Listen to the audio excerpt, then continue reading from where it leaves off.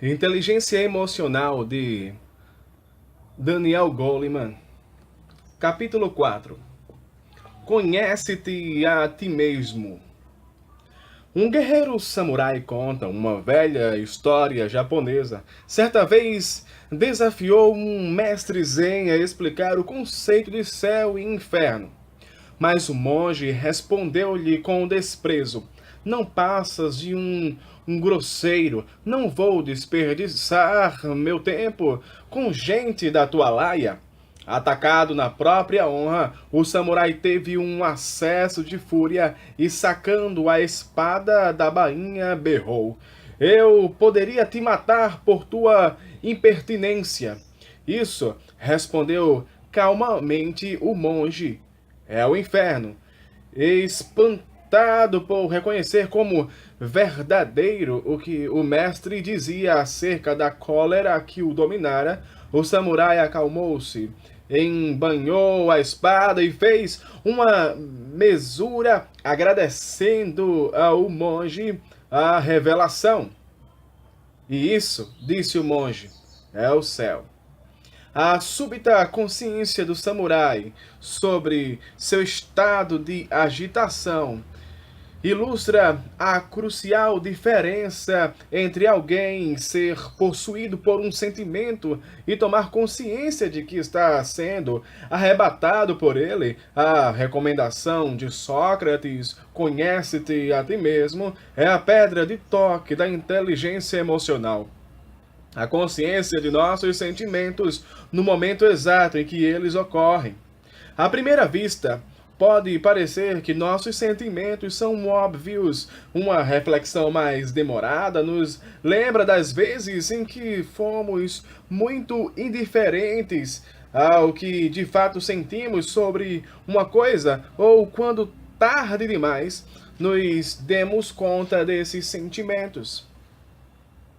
Os psicólogos falam de metacognição, um termo um pouco pesado, para referir-se à consciência do processo de pensar, e metaestado de espírito para a consciência de nossas emoções. Eu prefiro o termo autoconsciência, no sentido de permanente atenção ao que estamos sentindo e internamente. Nessa consciência autorreflexiva, a mente observa e investiga o que está sendo vivenciado, incluindo as emoções. Esse tipo de consciência é semelhante ao que Freud denominou de escuta flutuante e que recomendou aos que queriam ser psicanalistas. Esse tipo de atenção é capaz de registrar com imparcialidade tudo o que passa pela consciência, atuando como testemunha interessada, mas não reativa. Alguns psicanalistas a chamam de ego observante, uma capacidade de autoconsciência que permite ao analista monitorar suas reações diante do que o paciente relata e que o processo de livre associação alimenta no paciente. Essa autoconsciência parece exigir um neocórtex ativado, sobretudo nas áreas da linguagem, sintonizado para identificar e nomear as emoções despertadas. A autoconsciência não é uma atenção que se deixa levar pelas emoções, reagindo com exagero e amplificando a percepção. Ao contrário, é um modo neutro que mantém a autorreflexividade mesmo em meio a emoções turbulentas. William Tyrrell parece descrever algo semelhante a essa faculdade da mente ao escrever sobre sua profunda depressão, quando fala da sensação de estar sendo acompanhado por um segundo eu, um observador fantasmagórico que, não partilhando da demência de seu duplo, pode ficar observando com desapaixonada curiosidade enquanto o companheiro se debate. No ponto ótimo, A autoobservação permite exatamente essa consciência equânime de sentimentos arrebatados ou turbulentos. No mínimo, manifesta-se simplesmente como um ligeiro recuo da experiência, um fluxo paralelo de consciência que é meta, pairando acima ou ao lado da corrente principal, mas consciente do que se passa, do que imersa e perdida nele. É a diferença entre, por exemplo, sentir uma fúria assassina contra alguém e ter o pensamento autorreflexivo. O que estou sentindo é raiva, mesmo quando se está furioso. Em termos de mecânica neural da consciência, essa sutil mudança de atividade ativamente a emoção, primeiro passo para adquirir algum controle.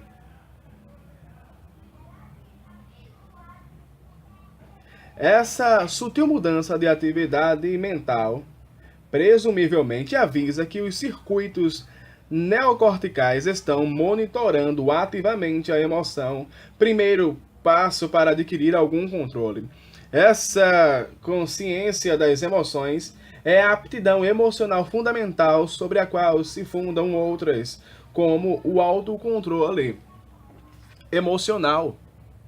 Autoconsciência, em suma, significa estar consciente ao mesmo tempo de nosso estado de espírito e de nossos pensamentos sobre esse estado de espírito. Mas, nas palavras de John Mayer, psicólogo da Universidade de New Hampshire, que com Peter Salovey, de Yale, é um dos co-formuladores da teoria da inteligência emocional. A autoconsciência pode ser uma atenção não reativa e não julgadora de estados interiores. Mas Mayer acha que essa sensibilidade também pode ser menos equânime. Os pensamentos que, em geral, revelam a autoconsciência incluem: não devo me sentir assim, vou pensar em coisas boas para me animar. E numa autoconsciência mais restrita, o pensamento passageiro, não pense nisso, em relação a alguma coisa muitíssimo perturbadora. Embora haja uma distinção lógica entre estar consciente dos sentimentos e agir para mudá-los, Mayer constata que, para todos os fins práticos, as duas, em geral, se combinam. Reconhecer um estado de espírito negativo é querer livrar-se dele. Esse reconhecimento, porém, é distinto das tentativas que fazemos para evitar agir impulsivamente. Quando dizemos pare com isso a uma criança cuja raiva a levou a bater no companheiro de brincadeiras, podemos evitar o espancamento, mas a criança continua com raiva. Os pensamentos dela ainda estão fixados na causa da raiva. Mas ele roubou meu brinquedo. E a raiva continua do mesmo jeito. A autoconsciência tem um efeito mais potente sobre sentimentos fortes de aversão, a compreensão. O que estou sentindo é raiva. Oferece um maior grau de liberdade. Não apenas a opção de não agir movido pela raiva, mas a opção extra de tentar se livrar dela. Mayer constata que as pessoas tendem a adotar estilos típicos para acompanhar e lidar com suas emoções. Autoconscientes. Conscientes de seu estado de espírito no momento em que ele ocorre, essas pessoas evidentemente são sofisticadas no que diz respeito à sua vida emocional. A clareza com que sentem suas emoções pode reforçar outros traços de suas personalidades. São autônomas e conscientes de seus próprios limites, gozam de boa saúde psicológica e tendem a ter uma perspectiva positiva sobre a vida. Quando entram no estado de espírito negativo, não ficam ruminando, nem ficam obcecadas com isso e podem sair dele mais rápido. Em suma, a vigilância as ajuda a administrar suas emoções. Mergulhadas. São pessoas muitas vezes imersas em suas emoções e incapazes de fugir delas, como se aquele humor houvesse assumido o controle sobre suas vidas. São instáveis e não têm muita consciência dos próprios sentimentos, de modo que se perdem neles, ficando sem perspectivas. Em consequência, pouco fazem para tentar escapar desses estados de espírito negativos, achando que não são capazes de exercer controle sobre suas emoções. Muitas vezes se sentem esmagadas e emocionalmente descontroladas. Resignadas. Embora essas pessoas muitas vezes vejam com clareza o que estão fazendo, também tendem a aceitar seus estados de espírito e, portanto, não tentam mudá-lo. Parece haver dois ramos do tipo resignado: pessoas que estão geralmente de bom humor e, por isso, pouca motivação têm para mudá-los, e as que, apesar de verem com clareza seus estados emocionais, são susceptíveis aos maus estados de espírito e os aceitam com um deixar rolar, nada fazendo para mudá-los, apesar da aflição que sentem, um padrão encontrado, por exemplo, em pessoas deprimidas que se resignam ao seu desespero. Os apaixonados e os indiferentes. Imaginem por um instante que você está num avião voando de Nova York para São Francisco. É um voo tranquilo, mas quando se aproxima das montanhas rochosas, o piloto fala pelo alto-falante: "Senhoras e senhores, vamos entrar numa área de turbulência. Por favor, retornem às suas poltronas e apertem os cintos." Aí o avião entra em turbulência, a mais forte porque você já passou, jogando para cima e para baixo, para um lado e para outro, como uma bola nas ondas do mar. O que você faz numa situação dessas? É daquelas pessoas que metem a cara num livro ou revista, ou continuam vendo o filme que está passando, desligando-se da turbulência, ou é mais provável que pegue o manual que dá as instruções de emergência para rever as precauções, que observe a equipe de bordo para detectar sinais de pânico, ou que apure o ouvido para os motores para ver se há alguma coisa digna de preocupação? A resposta que derramos a essas perguntas sinaliza a atitude que em nós é mais predominante em situações de apuro. O cenário de um avião, aliás, compõe um teste psicológico criado por Suzanne Miller, psicóloga da Universidade Temple, destinado a avaliar se as pessoas tendem a ser vigilantes, acompanhando cuidadosamente cada detalhe de uma situação angustiante, ou, ao contrário, lidam com esses momentos de ansiedade tentando se distrair. Essas duas formas de comportamento têm consequências bastante diferentes para a maneira como as pessoas percebem suas reações emocionais.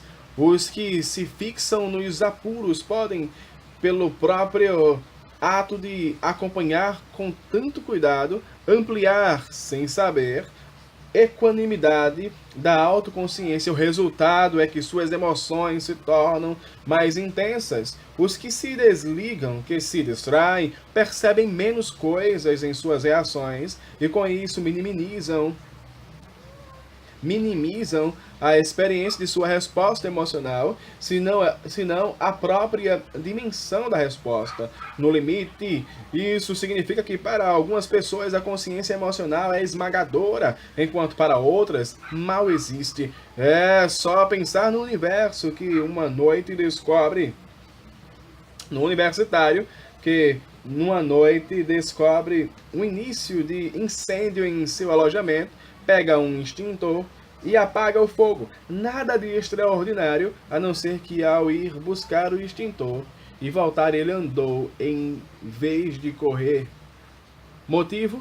Não achava que havia qualquer urgência. A história me foi contada por Edward Diener, psicólogo da Universidade de Illinois, em Urbana, que estuda a intensidade com que as pessoas vivem suas emoções. O universitário figurava em seus estudos de casos como um dos menos intensos que ele já encontrara. Era essencialmente um homem sem paixões, uma pessoa que passa pela vida sem sentir quase nada, mesmo numa emergência como um incêndio. Em comparação, vejam a mulher no outro lado do espectro de Diener. Uma vez, quando perdeu a caneta preferida, ficou perturbada durante dias. Outra vez, ficou tão excitada ao ver o anúncio de uma grande liquidação de sapatos femininos numa loja cara, que largou o que estava fazendo, entrou no carro e dirigiu 3 horas até a loja em Chicago. Diener constata que as mulheres em geral, mais do que os homens, sentem com mais intensidade as emoções positivas e negativas. E diferenças de sexo à parte, a vida emocional é mais rica para os que observam mais. Entre outras coisas, essa maior sensibilidade emocional significa que para tais pessoas, a menor provocação desencadeia vendavais emocionais, paradisíacos ou infernais, enquanto as do outro extremo mal experimentam qualquer sensação, mesmo nas circunstâncias mais angustiantes. Um homem sem sentimentos. Gary aborrecia a noiva, Ellen, porque apesar de inteligente, atencioso e um médico bem-sucedido, era emocionalmente neutro, completamente sem reação a qualquer demonstração de sentimentos. Embora falasse com brilhantismo sobre ciência e arte, quando se tratava de seus próprios sentimentos, mesmo aqueles que tinha por Ellen, emudecia. Por mais que ela tentasse despertar-lhe alguma paixão, ele ficava impassível, indiferente. Eu não expresso naturalmente meus sentimentos, disse Gary ao terapeuta a quem consultou por insistência de Ellen. Quando se tratava da vida emocional, acrescentou, não sei o que dizer, não tenho sentimentos fortes, bons ou maus. Ellen não era a única pessoa que se frustrava com a frieza de Gary. Segundo ele relatou ao terapeuta, era incapaz de falar abertamente de seus sentimentos com qualquer outra pessoa. Motivo, não tinha consciência do que sentia. Até onde lhe era dado saber, não sentia raivas, tristezas ou alegrias. Como observa seu terapeuta, esse vazio emocional faz com que Gary e outros como ele pareçam sem vida, insípidos, entediam a todos. Por isso, suas esposas pedem que se tratem. A frieza emocional de Gary exemplifica o que os psiquiatras chamam de alexitimia, do grego, a ausência, lexis, palavra, e timos, emoção. Faltam a essas pessoas palavras para descrever seus sentimentos. Na verdade, parece faltar-lhes qualquer sentimento, embora isso, talvez, se deva mais à sua incapacidade de manifestar emoção do que a uma completa ausência de emoção. Essas pessoas foram identificadas pela primeira vez por psicanalistas intrigados por um tipo de paciência impossível de ser tratado um tipo de paciente impossível de ser tratado pelo método que adotavam, porque não comunicavam sentimentos, fantasias, mas apenas sonhos incolores. Em suma, nenhuma vida interior digna de nota. As características clínicas que assinalam a alexitimia incluem dificuldade para descrever sentimentos, os próprios ou de outrem, e um vocabulário emocional seriamente limitado. E, além disso, as pessoas têm dificuldade em discriminar emoções e distinguir emoção de sensação física, de modo que reclamam de problemas estomacais, palpitações, suores e tontura, mas não sabem que estão ansiosos. Dão a impressão de serem alienígenas, vindos de outro mundo inteiramente diferente, e, no entanto, vivem numa sociedade que é dominada pelos sentimentos.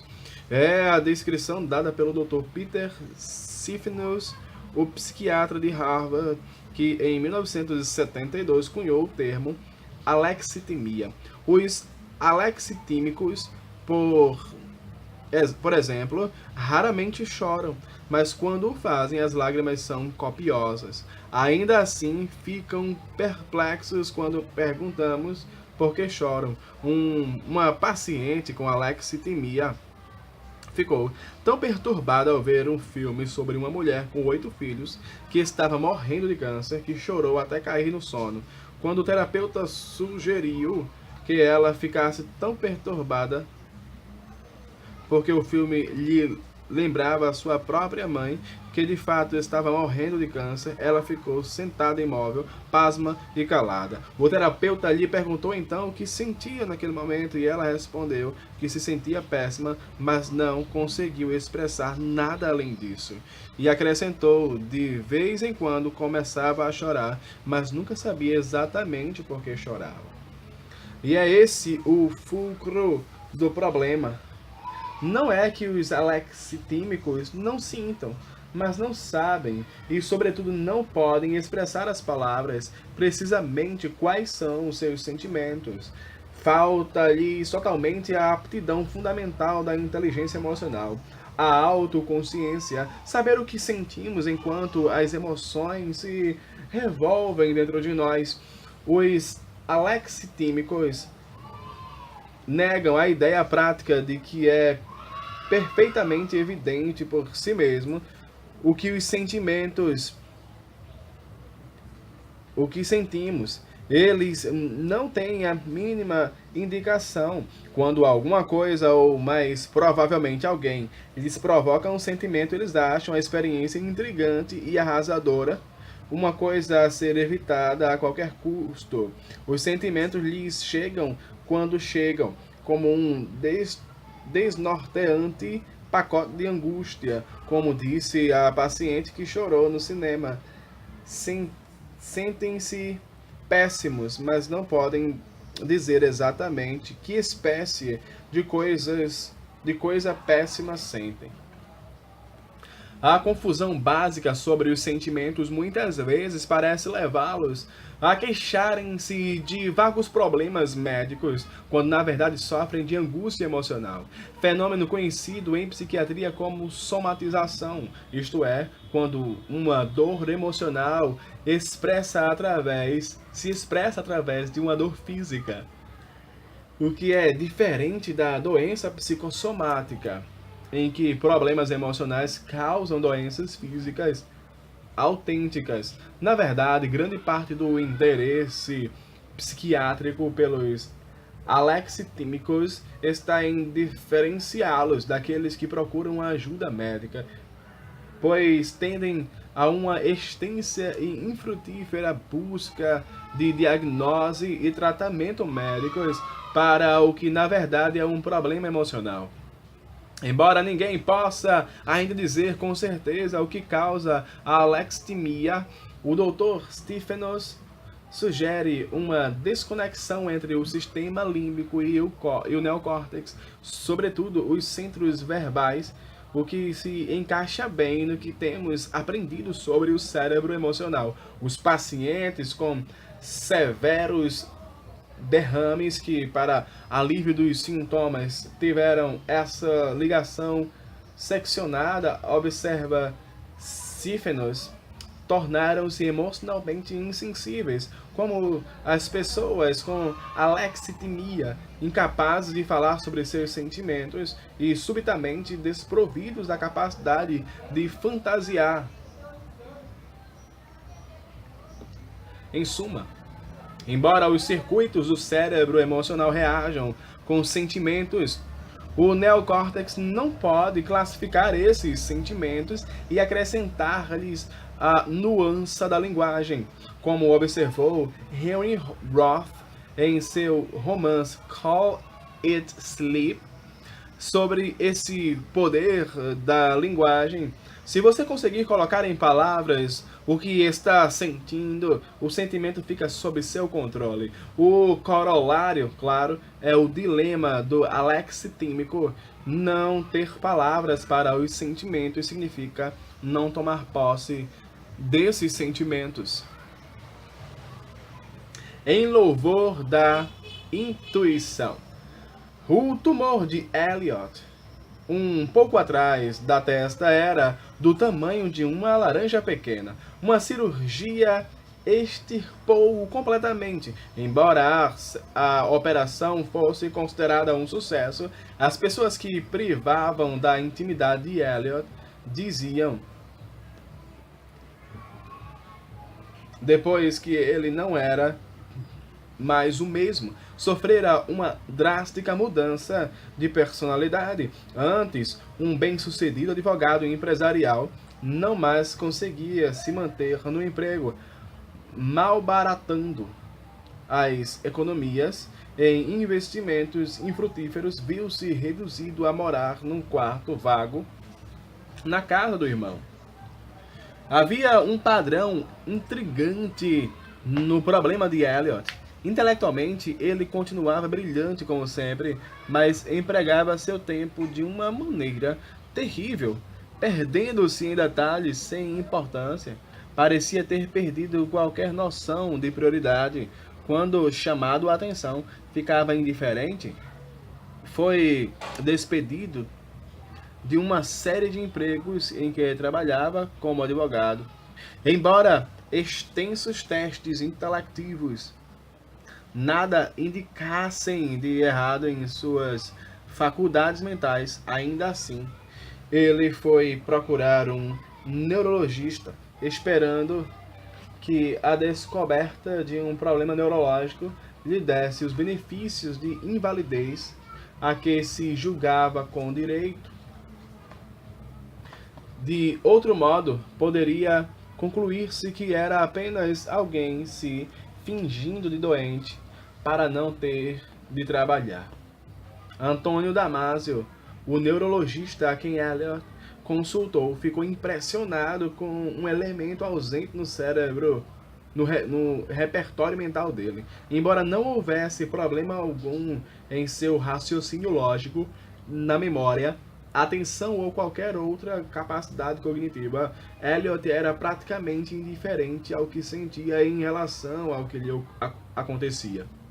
Mas mais impressionante ainda, era capaz de falar sobre fatos trágicos ocorridos em sua vida com tal frieza, como se fosse um mero observador das perdas e fracassos que vivera, sem o menor tom de pesar ou tristeza, frustração ou raiva com a injustiça da vida. Até o seu próprio distúrbio não lhe causava sofrimento. Damasio se incomodava mais do que ele próprio com o problema.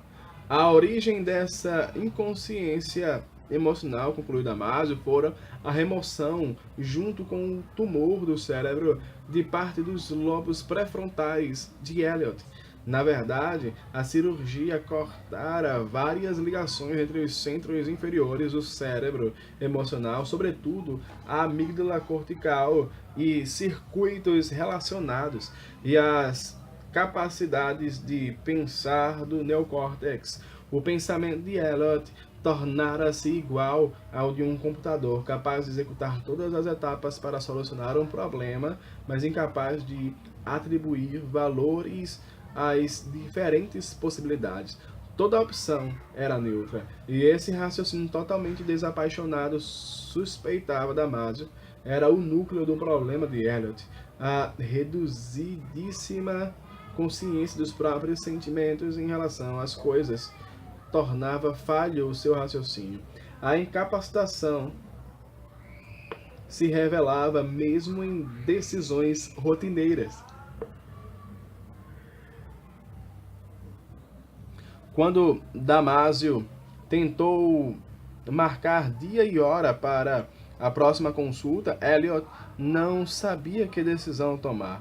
Ele encontrava argumentos contra e a favor todos os horários sugeridos por Damasio, mas não conseguia escolher nenhum deles. No nível racional havia razões perfeitamente lógicas para recusar ou aceitar quase todos os horários possíveis, mas faltava a Eliot qualquer noção do que sentia em relação a qualquer deles.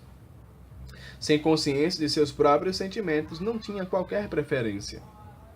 Entre outras coisas, o que podemos concluir dessa incapacidade de tomar decisão é o importante papel que o sentimento desempenha na navegação pela interminável corrente das decisões pessoais. Embora sentimentos fortes possam causar devastações no raciocínio, a falta de consciência do sentimento também pode ser destrutiva, sobretudo no avaliar decisões das quais depende, em grande parte, o nosso destino. Que carreira seguir, se ficar no emprego seguro ou arriscar-se em outro mais atraente, com quem namorar ou casar, onde viver, que apartamento alugar ou que casa comprar, sempre e sempre pela vida afora. Essas decisões não podem ser bem tomadas apenas através do uso da razão. Exigem intuição e a sabedoria emocional que acumulamos de experiências passadas. A lógica formal por si só jamais pode servir de base para decidir com quem se casar ou em quem confiar, ou mesmo que emprego pegar. São domínios onde a razão, sem o sentimento, fica cega.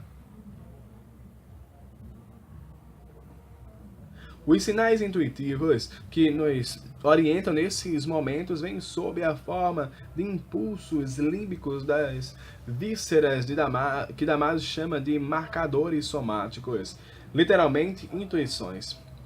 O marcador somático é uma espécie de alarme automático, geralmente chamando a atenção para o perigo potencial de uma determinada linha de ação. Na maioria das vezes, esses marcadores nos orientam para que fiquemos bem longe de uma escolha contra a qual nossa experiência nos adverte, embora também possam nos alertar para uma oportunidade de ouro. Em geral, nesses momentos não nos lembramos que tipo de experiência deu forma a esse sentimento negativo, basta que recebamos o sinal de que uma determinada linha potencial de ação pode ser desastrosa. Sempre que surge uma dessas intuições, podemos abandonar ou seguir imediatamente com maior confiança essa linha de consideração e desta forma reduzir o leque de escolhas a uma matriz de decisão com menos variedade. A chave para uma tomada de decisão mais sábia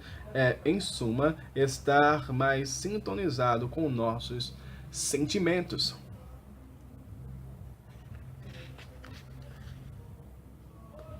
Avaliando o inconsciente. O vácuo emocional de Eliot sugere que pode haver um espectro de aptidões das pessoas para sentir suas emoções no momento exato em que elas ocorrem. Pela lógica da neurociência, se a ausência de um circuito neural conduz a um déficit numa aptidão, então a força ou fraqueza relativas desse mesmo circuito nas pessoas de cérebro entanto, deve conduzir a níveis comparáveis de competência nessa mesma aptidão. Em termos do papel dos circuitos pré-frontais na somatização emocional, isso sugere que, por razões neurológicas, alguns de nós podemos mais facilmente detectar a sensação de medo ou prazer que outros e assim sermos mais autoconscientes de nossas emoções. Talvez o talento para a introspecção psicológica dependa desses mesmos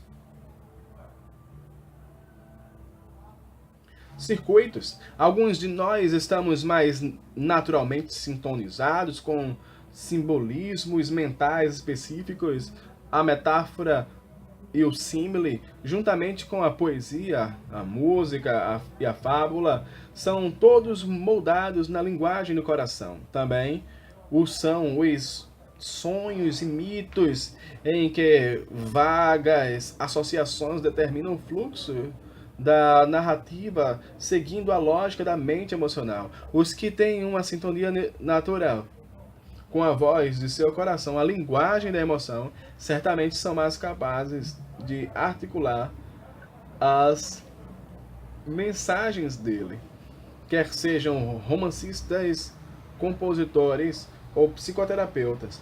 Essa sintonia interna talvez seja responsável por eles serem mais talentosos para expressar a sabedoria do inconsciente, os significados que percebemos em nossos sonhos e fantasias, os símbolos que encarnam nossos mais profundos desejos. A autoconsciência é fundamental para a intuição psicológica. Esta é a faculdade que a psicoterapia privilegia em vistas a seu fortalecimento. Na verdade, o modelo de inteligência intrapsíquica de Howard Gardner está em Sigmund Freud, o grande mapeador da dinâmica secreta da psique. Como Freud colocou, grande parte da vida emocional é inconsciente. Os sentimentos que se agitam dentro de nós nem sempre cruzam o limiar da consciência. A verificação empírica desse axioma psicológico vem, por exemplo, de experiências com emoções inconscientes, com a notável descoberta de que as pessoas tomam gosto definitivo por coisas que nem têm consciência de terem visto antes. Qualquer emoção pode ser, e muitas vezes é, inconsciente.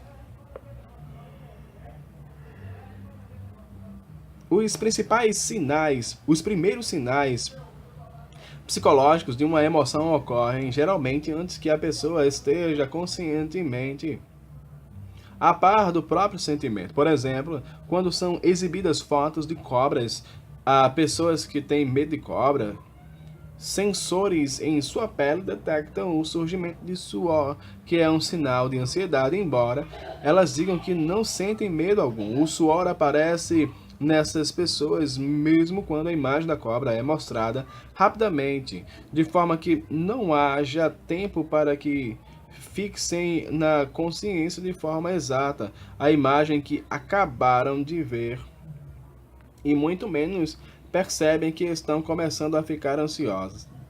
À medida que essas agitações emocionais pré-conscientes continuam a crescer, acabam tornando-se suficientemente fortes para irromper na consciência. Assim, há dois níveis de emoção, consciente e inconsciente. O momento em que a emoção passa para a consciência assinala seu registro como tal no córtex frontal. As emoções que fremem abaixo do limiar da consciência podem ter um poderoso impacto na maneira como percebemos e reagimos, embora não tenhamos ideia de que elas estão atuando. É o caso de alguém que no início do dia se aborrece com uma coisa desagradável e permanece ranzinza horas depois, ofendendo-se e respondendo mal às pessoas sem motivo plausível.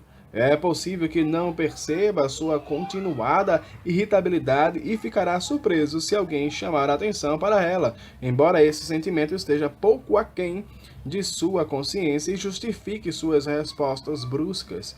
Mas, assim que essa reação é trazida à consciência, assim que se registra no córtex, ele pode avaliar de novo as coisas, decidir abandonar os sentimentos que ficaram do início do dia e mudar de perspectiva e estado de espírito.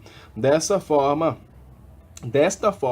a autoconsciência emocional é a base deste aspecto da inteligência emocional, ser capaz de afastar um estado de espírito negativo.